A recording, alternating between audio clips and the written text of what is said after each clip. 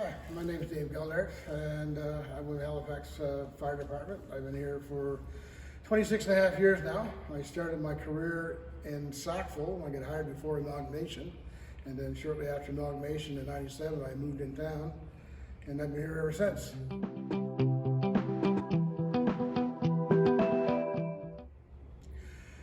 After I got hired out in Sackville, my first posting was Station 9, which back then was Station 1 for Sackville. And my captain was Jack Graham, and my first partner was Gary Uloff. And Gary and I had a pretty good close working relationship, and he was fun to work with. He was very entertaining, and we had a great time. And then we started moving around a little bit between Station 3, which was Upper Sackville, was in Padden Road, and then Station 2, what was on Millwood. And we did that for a bit. We changed around. Back then, we only had 2 of us in the station, so it was quite different than it is now. In 1997, after we amalgamated, I had the opportunity to come in and work at the new Station 5, which was Bears Road. And I worked there, and my first captain there was Joe Cuvalier, and Tom Martin was the lieutenant, and we had 2 rigs there. We had an aerial device and an engine, and I worked on the engine for most of my time there, but we'd switch off every once in a while, so it was a good start.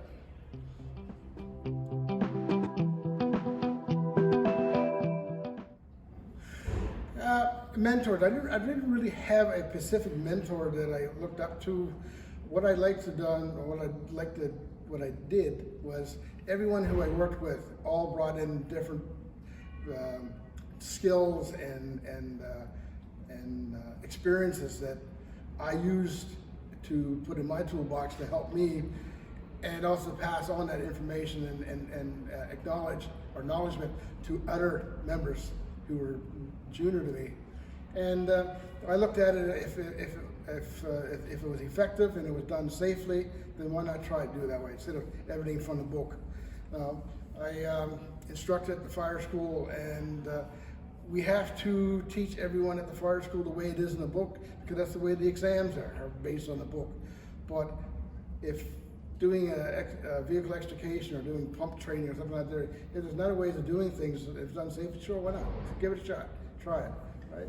So to say I had a mentor, everyone who I worked with was a mentor. And I used those experiences and try to help myself and help other people along.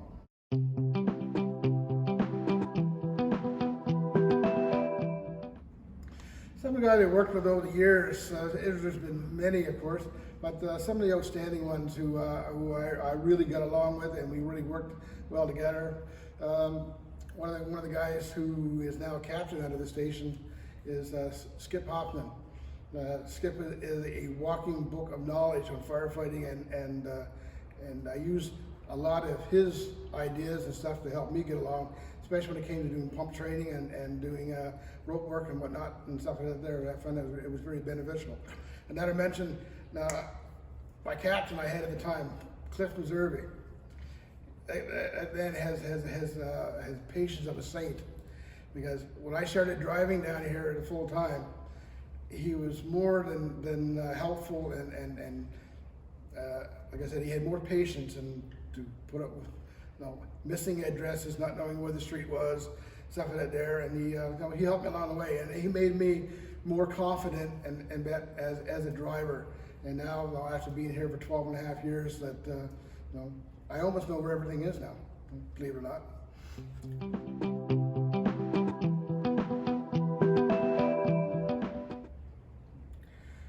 The changes in the fire service since I came on the job has been astronomical. The quality of the engines and stuff that we have now, and the apparatus, like the aerial devices and stuff. Like when I got on the job at Station 5, we had Christine, who was a battleship of an aerial device that was like, it was just there. It was like an anchor almost, right? But now with the new ones they have out there, the new mid mounts they have, and the prices of the trucks are astronomical. $1.8 million for an aerial device. That's holy mackerel. No.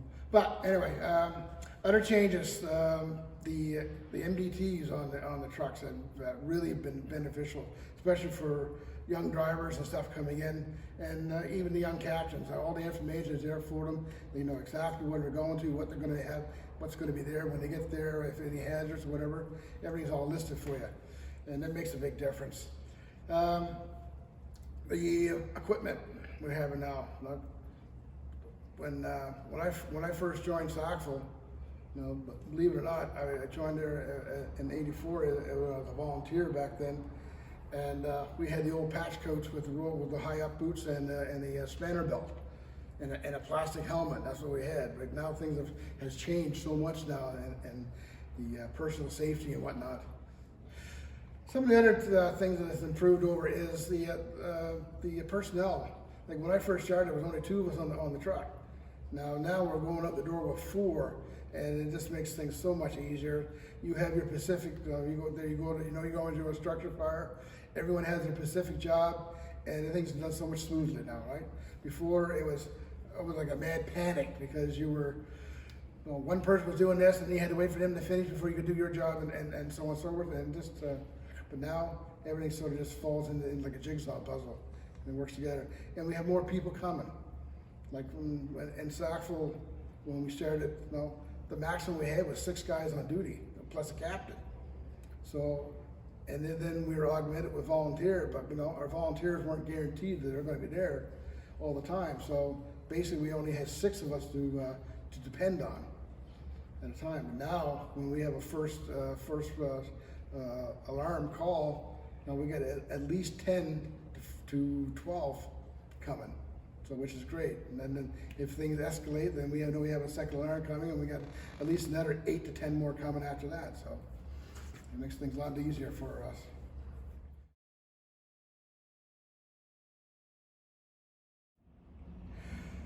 Some of the things I liked about the job. Well, I think one of the main things is the camaraderie between the guys, all the crews, and the thing we do for I remember when I moved from Stellarton out to where I'm at in Riverton now, and of course the day we were moving was the 15th of April, and it snowed. We had a snowstorm that day.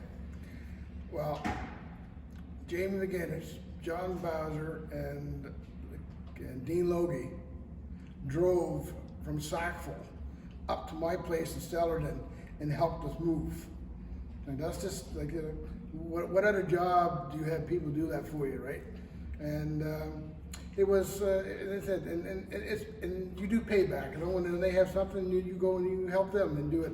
Anything from building a deck to help them fix their car or whatever the case might be. It's just the way it is. And it's just the camaraderie and the fun you have at the stations. I can name a few things that, one time here we had a student from the fire school was here, and we were out washing trucks. Well, this young fellow decided he was going to have a little fun, so he started spraying us with the hose over top of the engine. We were on the other side scrubbing. He was rinsing, so he started throwing water over the other side of the truck. That was a mistake. We went after him. He took off. He ran upstairs.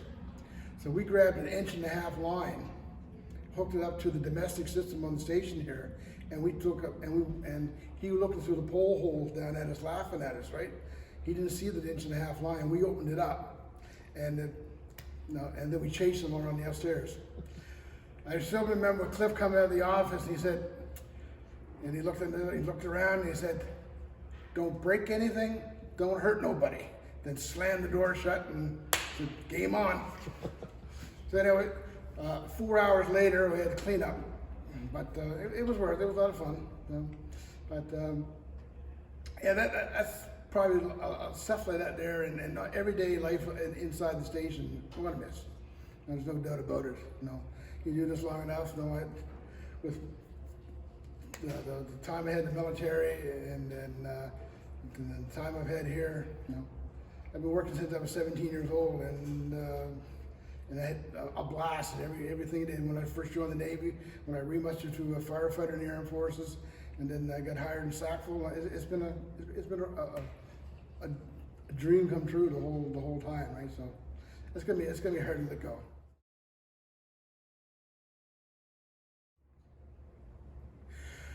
I remember one night I was working at Strife, or not Strife, I was working at the Bears Road Station, and the guys told me that I had a little problem at nighttime. That I made noise, and the guys didn't want to sleep in the room with me. I guess I snored too bad, so I never heard myself snore, so I don't know. They could be telling the truth, it could not be. But anyway, I always ended up in a spare room. So in back of 5 Station, there was a room that used to be a hazmat room. And before that, it was a lieutenant's room, apparently. So there was a bed and stuff in there, and so I was in there, and I was sound asleep in the middle of the night. The call coming in, and I didn't hear the toner. I missed the toner altogether. And I must have heard something, because I heard voices I heard we call Vic, voice in the ceiling, and he was talking, saying, well, there was such and such an address I was coming to, and I said, oh damn it. Anyway, I was in the back room there, and I seen the lights reflecting off the wall as the engine was going down Ashburn Drive next to the station. So anyways, I said, well, I might as well get up and face the music. So when the captain gets back, and Joe Kuvler was the captain, and those who know Joe, he was a very quiet person, to say the least. Anyway, but I tried to get at the door out of the bedroom, and I couldn't get the door open. And what happened? It was it was one of those muggy nights, and the door had swelled, and it was stuck. So I couldn't get the door open. So the main dorm was right next to my room where I was in. So I started pounding on the wall. Well, one of the other guys who was on the aerial, because we had 2 rigs going at the time, basically pounded back and told me to shut the hell up, and it's not what it is here. So I kept on pounding on the wall. Finally, Dave Spencer got up, opened up, and tried to push on the door, open the door up. I said, yeah, okay, good. Now I go up, and I start fitting. I said, well, I got to wait for the engine to come back. Rick Purcell, who's on the job back, he took my spot on the engine. So I waited. The engine finally come back, and just as it turned on the tarmac, the lights come back on, and they take off to another call. And all I could see was Joe Kuvler, the captain, in the window, looking at me at the bay window, pointing me like this here, right? And I said, oh yeah, I'm gonna face the music when he gets back, right? So, sure enough, no problem. Well, I took my pride and sucked it back and took the punishment. Well, about 6 months later, toner goes off in the middle of the night. We get on the engine. Where's Joe? Joe's not there. Where's Joe? I said, I'll get him. I get off the truck, I go in, I pound on his door. I said, you coming with us? Oh. Same thing, he slept through the alarm too. Never heard a peep ever after that. Nothing, I was good as gold after that one. So, that was a good time. Some of the other things around the station, just the fun. The guys tried to electrocute me one night. Before, when I first got here, the dorm was an open dorm. So there was no dividers, no nothing. So you just it was like they had Murphy beds, and we had, each bed was probably about 4 or 5 feet apart. So back before my time here, this station used to have 14 guys working out of it, or even more. Now like I said, we're down to 6, unfortunately, but that's the way it is. I used to like white noise. So I had this fan. I used to put this fan on. I would, sort of make it a little, so it wasn't so quiet, little background noise. You go back to sleep easier. So the guys decided one night that they would take a little bit of piece of copper wire and put it between the prongs on the plug. So I go, and of course at nighttime you don't see it, I go plug the thing in, all of a sudden this big blue bark comes out of the wall, scares the living what out of me, and then the guy, all I hear was hee hee hee, sticker in the background. I said, yeah. I said, okay, no problem. So game on. So the next shift, I went in and got a bag of flour, and I dosed all of their beds with flour. So we had a call in the middle of the night, it looked like a bunch of ghosts going to the call. That was good. So one of those moments, right?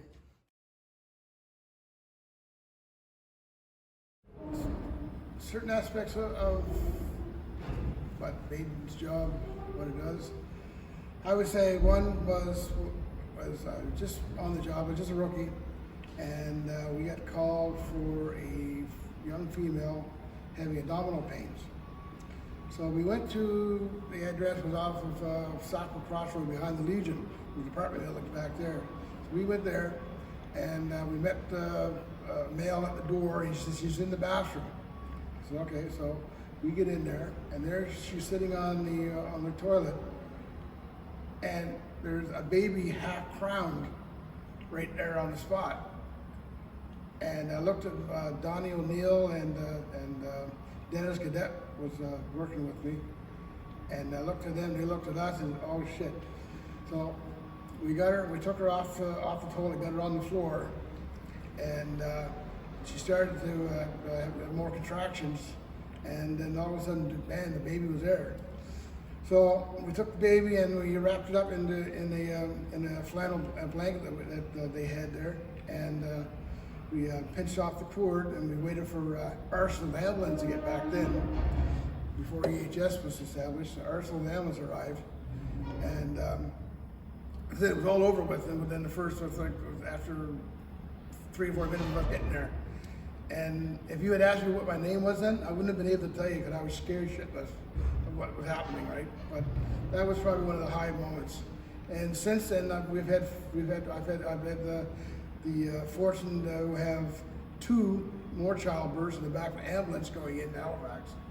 And the last one was just not too recently. We had at the Irving station on Roby Street there about 3 weeks ago. We had emergency childbirth, and so that was and mothers and babies did fine in every one of them. So we called the first one the DDD baby, Dennis, Dave, and Donnie. So that was, everything went fine. So that was great. Other highlights we had, like I said, we've had. We've had our share of great calls. So everything worked out fine. We've been some bad. So I don't want to really elaborate on that there too much, but it's been great. No, I wouldn't trade this for the world. Like, this is something I wanted to do. My grandfather was a firefighter, and something I wanted to do from time to time. When I joined the Navy, that's when I first got into it. That's when, as you're in the Navy, everyone on board ship is trained in some aspects of firefighting. So that's got me into joining the volunteers. I joined the volunteers in Mount Uniacke first, and then I went to Sackville. And while I was there, I said I liked it so much. I said, well, so I remustered from the Navy into the Air Force as a firefighter. And I did 12 years as a firefighter in the Air Force. And that was my stepping stone to get here to where I'm at now. This was my ultimate wish, to work in a city fire department. And I was very fortunate to have that opportunity to do that. And I enjoyed my time immensely. You know? And we had, like I said, working with the people we work with and stuff like that there just made things so much enjoyable.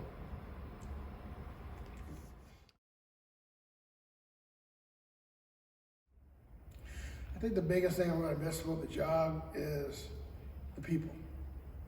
No, you work with such a wide variety of personalities and job skills and job sets and or skill sets, sorry, and stuff like that there. And it's just every day you come to work, it's different. Nothing's ever the same, and that's going to be hard to give up. Now, like I said before, I've been working since I was 17 years old, and now it's finished. It's over. So it's going to be said. There was a guy on the job at one time, and he's gone now, unfortunately. But he told me, his name is Paul Dover, and he told me, he said, the job will never. Said, you may miss the job, but the job will never miss you. And I just found out today that my position as the engine operator is now being replaced. So there you go. No, just you're gone. I think though. You'll still be able to come to the station and come and see the guys in your shift, but I hear from a lot of guys who are retired, they come to the station to see the guys in the shift and they don't know anybody. They're gone. Unfortunately, he said we don't get to meet if you're at a station for a long period of time, you don't get to meet a lot of the new people coming on the job because they're either they get posted to your station for a shift or whatever, but in other words, not there. You don't get to meet them on the job or at a scene or nothing like that there, because they're out in the outer core for the first little bit, and you just don't get to see them. So, and when they do come in, then it's like saying, "Oh man, I've never seen that person before." No.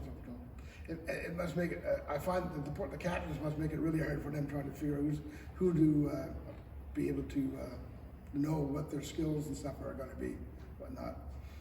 But yeah, but as I said, the walk of life. You know, you said you do this long enough. This is you're doing one third of your life, basically, is at the fire station. So it's gonna be difficult to walk away from.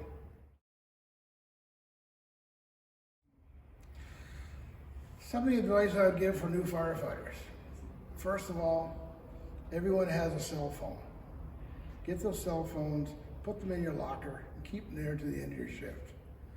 You're there to learn. And the only way you're gonna learn is go out and get on the truck and or go into the compartments and learn how to do stuff, right? All I see a lot of times now, I see the young guys getting in there on the station, they get in the big blue chairs, and they're on the cell phones. And I looked around and said, out of 6 people in the room, I'm the only one that have a cell phone out. I said, no, get rid of the cell phone. They're great to have in case you get a contact from emergency, from home, whatever, but you don't need the cell phone all the time. Get rid of them. Put them in your locker, keep them there. Another advice I would tell a young person to come on the job is, if you have a chance, at the end of every shift, write down all the stuff that you did or happened during your shift. Don't have to put names, just put down the instances and all the different stuff that happens in the station. Because at the end of your career, you're gonna have a bestseller. Now, you can label it the Firehouse Frolics, but it's just, I think about the book that Dennis Smith wrote. He retired New York FDNY, and he wrote the book Engine Company 82, and he had a bunch of stuff in there what happened in the station life, which was phenomenal. It was funny, but it was great. And I think if a young person who did that at the start, he would have a real good handle on maybe getting a bestseller afterwards. Of that. Another thing, listen to your senior guys. You know, I know they haven't done everything, but at least they've done more than you have. And take some of their advice. You know, learn from them. You know, everyone makes mistakes. That's why we learn. If you make a mistake, don't get down on yourself. Just try not to do the same mistake twice. You know, just go from there. You know, everything's not done by the book. Like a lot of people come in on the job and everything has to be done this way, this way. As I said, as I mentioned before, there's more ways to skin the cat. You know, as long as it's done safely and as effectively, you know, why not try it? Do it.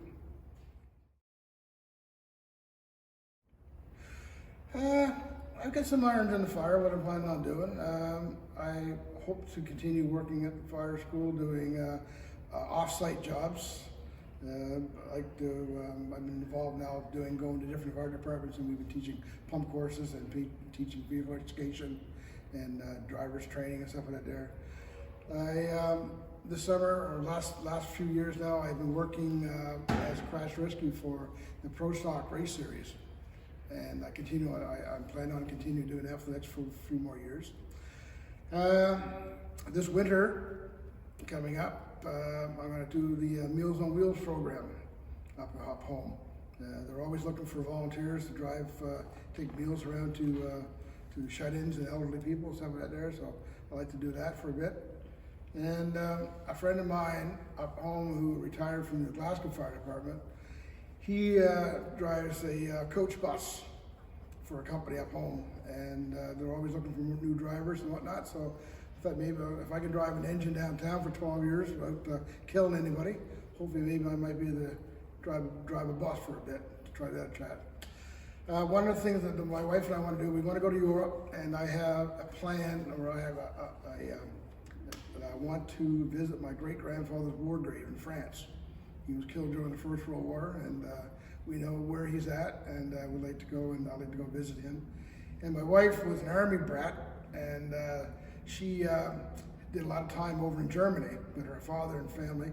So we want to go over there and check out some places where she was before, and we want to go up into England, northern England, Wales, and Scotland and whatnot. She loves visiting castles, so we want to go do that. And plus, when we're in Germany, we'll definitely be visiting some castles in Austria and whatnot in that area. So, yeah, my wife and I, we have a summer trailer up in Northumberland, up in Tattamagush, up that way.